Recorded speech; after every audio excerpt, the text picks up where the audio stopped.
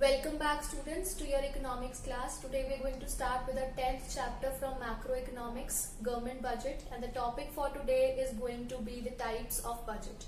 Before we move on towards the description of types of budget, let's look into the learning outcomes that you'll be able to achieve by the end of the class. You will be able to understand the types of budget, you will be able to differentiate between surplus budget and deficit budget, and you will also be able to understand the various formulas that can be applied for finding out revenue deficit, fiscal deficit and primary deficit. So let's begin with our today's class. So basically government budget can be divided into two main subheadings. The first one is balanced budget and the other one is unbalanced budget.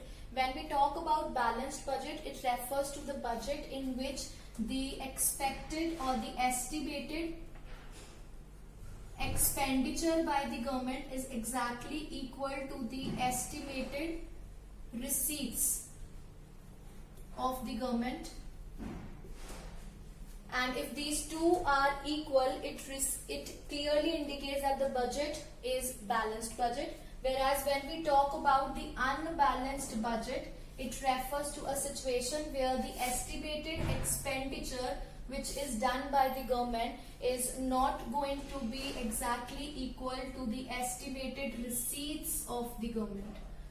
So in this type of situation, it will be termed as an unbalanced budget. Now unbalanced budget itself can be divided into two further categories. It can be a surplus budget or it can be a deficit budget. Let's look into these two types as well. Surplus budget indicates when the expected expenditure by the government is less as compared to the expected receipts of the government. It will be a surplus budget, because since the receipts are more as compared to the expenditure, it will lead to a surplus situation for the government, and therefore this budget will be termed as a surplus budget. Whereas on the other hand, we have deficit budget, where the term deficit clearly indicates where the expenditures by the government is going to be greater as compared to the receipts. Now in this situation, it clearly indicates that receipts are going to be less and the expenditure is going to be more, and that is why the situation is termed as a deficit budget. Now deficit budget is further of three types: revenue deficit, fiscal deficit and primary deficit. We'll be looking these three into details. First of all, let's look into revenue deficit. Revenue deficit is a situation in which it is clearly indicated that revenue expenditure of the government is greater than revenue receipts. Since it is deficit, expenditure is going to be greater than the receipts. Now since the word revenue is here, which means that revenue expenditure by the government is greater than the revenue receipts, and the formula turns out to be that revenue deficit is going to be revenue expenditure minus revenue receipts. So this is basically the formula of revenue deficit. Now this revenue deficit, it reflects that since revenue deficit is there, which means revenue expenditure is greater than the revenue receipts, it clearly indicates that the government needs to borrow, needs to make borrowings to cover up this expenditure that the government is incurring. So government needs to borrow to cover up the revenue deficit. Other ways are also there to finance the revenue deficit. They can do borrowings, they can go for disinvestment, they can cut their expenditure, but this clearly indicates that government is going to borrow to meet up this revenue deficit. This is being reflected by the revenue deficit. Now high revenue deficit indicates it clearly indicates that the country is suffering from a problem which is poverty, because in this country the government is making more expenditure on part of revenue, that is more subsidies are being offered, and subsidies are being offered in a country where the population is poor, and revenue receipts are less, which means the taxes are less being imposed on the public, again which takes place in a country where the population is poor. So ultimately, in a high revenue deficit clearly indicates that because there is low tax receipts, there are high expenditure on the part of subsidies being provided by the government. So it clearly indicates that the overall situation of the economy is not good. It is a poor economy. It is indicating the overall poverty of the economy. Overall poverty of the economy.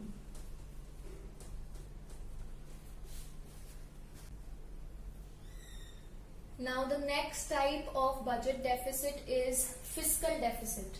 Now when we talk about fiscal deficit, it can be calculated as total expenditure minus total receipts but except borrowings. That means we are not going to consider the borrowings while calculating this fiscal deficit. So it is total expenditure which is having both types of expenditure in it, that is revenue expenditure and capital expenditure. And this total receipt is also going to have revenue receipt and capital receipt, but this capital receipt is not going to indicate borrowings, that it has to be taken without borrowings in it. Borrowings are not to be considered while calculating fiscal deficit. So the formula turns out to be that fiscal deficit is equal to total expenditure minus total receipt, in which total expenditure stands for revenue expenditure and capital expenditure. The total receipts are revenue receipts and capital receipts, and we know that capital receipts are made up of three things, but out of which we are going to take only two things. We are not going to consider the borrowings. We are only going to consider disinvestment and recovery of loan, because they both are non-debt creating. So only non-debt creating capital receipts are going to be considered. Debt creating capital receipt is not going to be considered, that is borrowings, while calculating the fiscal deficit. Now fiscal deficit reflects the extent of borrowings that the government is going to make when the interest payments are accounted for. So they are going to indicate the extent of borrowings that the government is going to make to finance this fiscal deficit, including interest payments. So it is going to consider interest payments as well. So whenever a borrowing has been made for making an interest payment, that type of borrowing is also be included here. So it is going to indicate about the borrowings that the government is going to make when the interest payments are considered and they are accounted for. But high fiscal deficit is going to indicate that there is lack of fiscal discipline in the country. There is a lot of fiscal indiscipline in the country, or there is lack of fiscal discipline in the country. Now moving on towards the last type of budget deficit, that is primary deficit. This is going to be calculated using a formula which says that primary deficit is equal to fiscal deficit minus interest payments. Fiscal deficit less interest payments. So it reflects the extent of borrowings again by the government. Again, it reflects the extent of borrowings done by the government.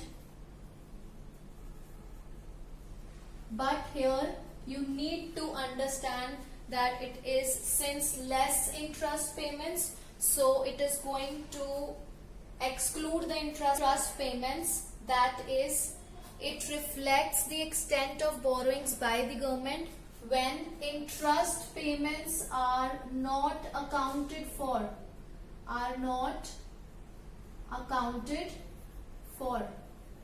So it excludes the interest payment amount. while we are calculating primary deficit. Now high primary deficit, again it indicates, whenever there is a high primary deficit, it clearly indicates again lack of fiscal discipline in the country. It again reflects the lack of fiscal discipline in the country.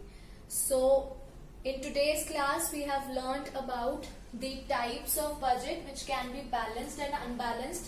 Unbalanced further can be surplus budget or deficit budget, and deficit budget further can be classified as revenue deficit, fiscal deficit and primary deficit.